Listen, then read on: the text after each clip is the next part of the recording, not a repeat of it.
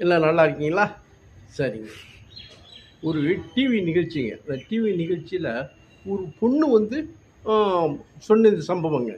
இது வந்து என்னை வந்து ரொம்ப பாதிச்சுச்சு. அதனால அத உங்களோட பகிர்ந்துக்கலாம் அப்படிங்கிறதுக்காக இந்த பதிவ போடுறேங்க. அதாவதுங்க ஒரு புருஷன், பொஞ்சாதி 2 பேரும் அவங்க அம்மாவட்டயும், தம்பிகிட்டயும் அவருடைய அம்மாட்டயும், தம்பிகிட்டயும் வந்து சண்டை போட்டுக்கிட்டு தனி குடித்தனம் வர்றாங்க. தனி குடித்தனம் வந்துடுறாங்க. தனி குடித்தனம் வந்த நேரத்தில் அந்த பொண்ணு வந்து கர்ப்பமாயிருதுங்க. இந்த சூழ்நிலையில் ஒரு நாள் அவர் வந்து நைட்டு வந்து ஃபுல்லாக ட்ரிங்க்ஸுங்க. ஏதோ ஃப்ரெண்ட்ஸோடு போய் பூரா நல்லா தண்ணி அடிச்சுட்டு தடுமாறிக்கிட்டு வர்றாரு வீட்டுக்கு. வந்து பெட்டில் வந்து படுத்துடுறாருங்க. ஒன்றும் சுயநினைவு இல்லாத அளவுக்கு ஃபுல்லாக டைட்டாக போட்டிருக்காரு. இந்த பொண்ணும் நிறமாத கர்ப்பிணியாக இருக்குங்க. சரின்னு சொல்லி அவர் பாட்டு படுத்துடுறாரு. அப்புறம் இதுவும் படுத்துருது. ஒரு 2 மணி இருக்குங்க. 1 மணியிலேருந்தே இந்த பொண்ணு வந்து புரண்டுக்கிட்டே படுத்துருந்துருக்கு. ஒரு 2 மணிக்கு வந்து பெயின் வந்து ரொம்ப அதிகமாகிடுச்சு. இந்த பிரசவ வலி ரொம்ப அதிகமாகிடுச்சுங்க. புருஷனை எழுப்புனா புருஷன் நிதானமே இல்லாமல் இருக்காப்புல. சுத்தமாக ஒன்றுமே என்னன்னு கூட கேட்கல. இதுக்கு வந்து பாவம் ஒன்றுமே தெரியலைங்க. திணறுது. இருக்க வலியும் அதிகமாகவும் இதுக்கு வந்து ஒன்றுமே புரியாமல் சண்டை போட்டுக்கிட்டு வந்தாலும் பரவாயில்லன்னு சொல்லி தன்னுடைய மாமியாருக்கு வந்து ஃபோன் பண்ணுதுங்க. ஏங்க இந்த மாதிரி நினைவுங்க, எனக்கு வந்து பிரசவ வலி வந்துட்ட மாதிரி தெரியுது. அவர் வந்து நிதானம் இல்லாமல் படுத்திருக்காரு. எனக்கு என்ன செய்யுது, மணியை நடுராத்திரி 2 மணி, என்ன செய்யணும்னு தெரியலீங்கன்னு சொல்லி அழுகிறாப்புல.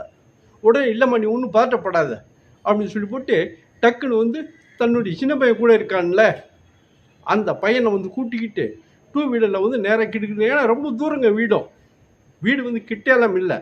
இவங்க வேணும்னே பிளான் பண்ணியே தூரமாக வந்திருக்காங்க. அவங்கள விட்டு தள்ளி இருக்கணும், தூரமாக இருக்கணுங்கிறதுக்காக ரொம்ப தூரத்தில் இருக்காங்க. நைட் 2 மணிக்கு வந்து அம்மாவும் மகனும் வந்து இங்கே வர்றாங்க. வந்தால் இது பொண்ணு துடிச்சுக்கிட்டு இருக்கு. என்ன செய்யணும்னு தெரியல. பெரிய மகனை ஹெல்ப் பண்ண சுத்தமாக நிதானமே இல்லாமல் இருக்கான். சரி தம்பி லேட் பண்ணுறதுக்கெல்லாம் ஒன்றும் வழி இல்லை, டக்கு நீ வந்து பின்னாடி அண்ணியை உட்கார வச்சு நீ வந்து ஆஸ்பத்திரிக்கு போ, இந்த நாங்கள்லாம் அப்புறம் ஏற்பாடு பண்ணுறோம் வர்றோம் அப்படின்னு விட்டு அனுப்பிச்சி விட்டுறாப்பிள்ளைங்க. இந்த பையன் வந்து அவர் கொழுந்தனார் வந்து அண்ணியை வந்து பின்னாடி உட்கார வச்சு உட்காந்துக்குவீங்களா, பத்திரமா உட்காந்துக்குங்க. சரிங்க. அப்புறம் அம்மாவும் சொல்கிறாங்க மெதுவாக போப்பா, ரொம்ப வேகமாலாம் போயிடாத அப்படின்னு சொன்னோம். சரின்னு சொல்லி பக்கத்தில் இருக்கிற ஒரு ஆஸ்பத்திரிக்கு பையன் வந்து கூப்பிட்டு போகிறாருங்க. கூப்பிட்டு போய் அங்கே போய் பெட்டில் வந்து சேர்த்துடுறாங்க.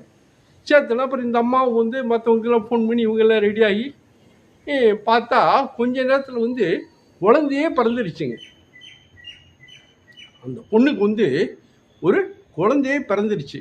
மற்றவங்களும் எல்லாம் வந்து வந்துடுறாங்க. ஆனால் அந்த பொண்ணோட வீட்டுக்காரர் இருக்கார அவர் வந்து டைட்டாக வீட்டிலே தான் கிடக்காரு. ஒன்றுமே அவருக்கு தெரியாது. இந்த அம்மாவட்டையும் இந்த கொழுந்தனிட்டையும் சண்டை போட்டுட்டு தான் இந்த பொண்ணு வந்ததுங்க. இப்போ உதவுனது யார்? அவங்க தான். இந்த பொண்ணு குழந்தைய பார்க்க வந்தார்ல கொழுந்தனார், அவரை வந்து கையெடுத்து கும்பிட்றாப்புல, நான் செஞ்சது தப்புங்க அப்படின்னு. அதெல்லாம் ஒன்றும் பரவாயில்லைங்க, நல்ல விதமாக குழந்தை பதினிச்சல அது போதும் அப்படின்னு விட்டு சொல்லிடுறாரு. உதறிட்டு வந்த அவங்க தானே இப்போ உதவுனாங்க. அது நடுராத்திரி 2 மணிக்கு வேறு யாருங்க வந்து உதவுனாங்க? விரோதியாக தெரிஞ்ச கொழுந்து தான் இப்போ வந்து கடவுளாக தெரிகிறாருங்க. அதனால் யாராக இருந்தாலும் உறவுகளை வந்து பேணி வாழ கற்றுக்குங்க.